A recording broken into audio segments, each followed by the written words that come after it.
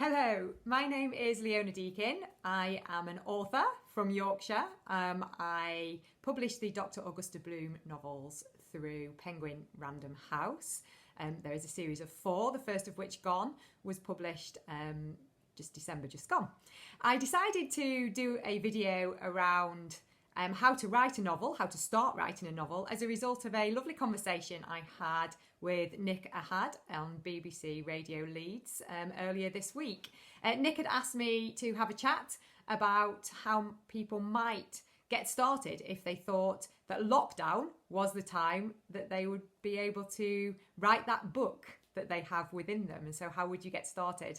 And so I decided as a result of that conversation to just expand a little bit on some of the things we talked about for any of the listeners who are interested. So if you heard that interview, you'll know that I personally started my writing career back in 2008. So my original profession is as a psychologist, and as a result of the recession, all of my consultancy work dried up. And I was faced with a 4-month period between August and December where I had absolutely no work to do. And I decided to write a story for my sisters as a Christmas present. And I spent the next few months doing that. It was the first time I decided to write a book, and it really was born out of the fact that I had time and the requirement to do something productive with it. But as soon as I started, I have to say within the first couple of days, I was absolutely hooked and just spent every spare hour I had sitting at my dining room table trying to get this story out of my head and down on paper. And it was far more challenging and far more time consuming than I could ever have imagined. And the result was certainly nothing that Penguin Random House would ever have considered publishing. My poor sisters were very kind, I think, when they gave me their feedback to reading this novice's attempt at writing a book. But the more important thing was I was hooked by the process. I was hooked by the opportunity to tell stories. And so I carried on writing and writing and writing. And it was another 10 years until I actually got a publishing deal. So there may be people out there in lockdown who start to write something now that, you know, in 2030 we might be buying in the bookshops, which would be a lovely outcome, I think. Maybe even sooner if they're better at writing than I am. So I wanted to give you in this first video just 3 key tips that I have learned along the way, what helped me get started. The first is to have an idea of what you want to write about. The second is to have some sort of deadline that gives you a goal to work towards. And the last is to be prepared to practice and practice and practice. So the idea, they say write about what you know. So I picked to write about things from the world of psychology because that was my profession. And I think it's quite important also to consider that there are a couple of types of writers. So I have learned from talking to other writers and reading things about writers that you can fall into one of 2 categories. You can either be an architect or a gardener. Now, an architect plots and plans their whole story out like a sort of screenwriter would on a storyboard, so they know exactly what's happening in what chapter before they start actually writing the book. So they sort of build that infrastructure around it.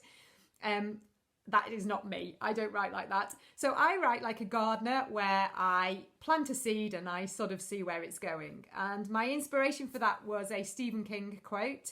Stephen King, the author of suspense novels. And he said, he takes an interesting character, he puts them in a challenging situation, and then he asks himself, what would they do now? And I find that is an incredibly enjoyable way to write. So I have a central character in my books who is a private detective. She's a psychologist, and her partner, Marcus Jameson, who's ex-Secret Service, solve the sorts of mysteries that the police aren't really interested in. There's no real crime there, so the disappearances of people would be a good example of that. And when they get these cases, it's just a case of thinking, well, who would they speak to now? Where would they go? How would they find out who this person was and where they've disappeared to? And so that's how I write my stories. And I was saying to Nick on the radio that I often don't know where the story is going to end up. I mean, I have my own idea about where it might end up, but often my characters take over that, and it ends up being something a little bit different to what I anticipated. So I am almost like the first reader of this story, I suppose, as I write it. But you have to enjoy putting that idea down on paper. And the reason for this is that it takes a long time to write a novel. So if you consider that most novels are 90,000 to 100,000 words long, then if you can write 1,000 words a day, which would take me maybe 2 to 3 hours, that's 80 days, which is 20 weeks, which is 5 months. I mean, that's a lot of your time writing this story. I often think of my scenes when I go for a run, and in a half-hour run, I can think of a scene that might take me a week to actually write. Because when you write it all out, you've got to put all the detail in, and you have to think about the dialogue, and you have to think about the rhythm of it. So it's very time-consuming, and you need to enjoy that process of creation in order to persist, I suppose, for long enough to get that story out of here and onto your laptop or onto the piece of paper. And that's where my second tip comes in, which is a deadline. Because with such a big task ahead of you, then it can feel a bit overwhelming. And so to have a realistic point where you want this to be finished. So I found Christmas was a great motivator for me for that first book. And in fact, my next couple of stories I wrote for my sister's birthday. So again, giving myself a deadline that was immovable. You know, her birthday wasn't going to change. Christmas was not going to change. So I had to have it finished. And that made me write on the days where I didn't feel like writing. And that's very important when you have a lot of words to get down and a lot of ideas to express. And then the final idea sort of fits into that, because it's just being willing to persist at it and to practice. And every single writer will draw a blank. Everyone in the writing community talks about reading their work back and thinking, oh, this is rubbish. It's not as good as what I wrote before. I can't write like the writers I love. And we all feel like that. But it's about grafting, and it's about working, and it's about practicing and improving. I mean, that first book I wrote, like I said, is nowhere near publishable in quality. And now I've managed to get a publishing deal, but still I read other people's stories and I think, why can't I write like that? And that just spurs me on to try and get better at it. And I think if you think of it a bit like running a marathon, if you have never run before and you decide you want to run a marathon, you know you cannot do it next weekend. You know you have to start by going out and running a mile, and then a couple of miles, and then maybe 5 miles, and building up to 10 miles. And that's going to take you weeks and months of training before you can go out and run 26 miles. And a novel is very much like that. So just start writing, keep writing, and then you can go back and rework and review and improve over and over again as much as you like. It's your story to mould as you see fit.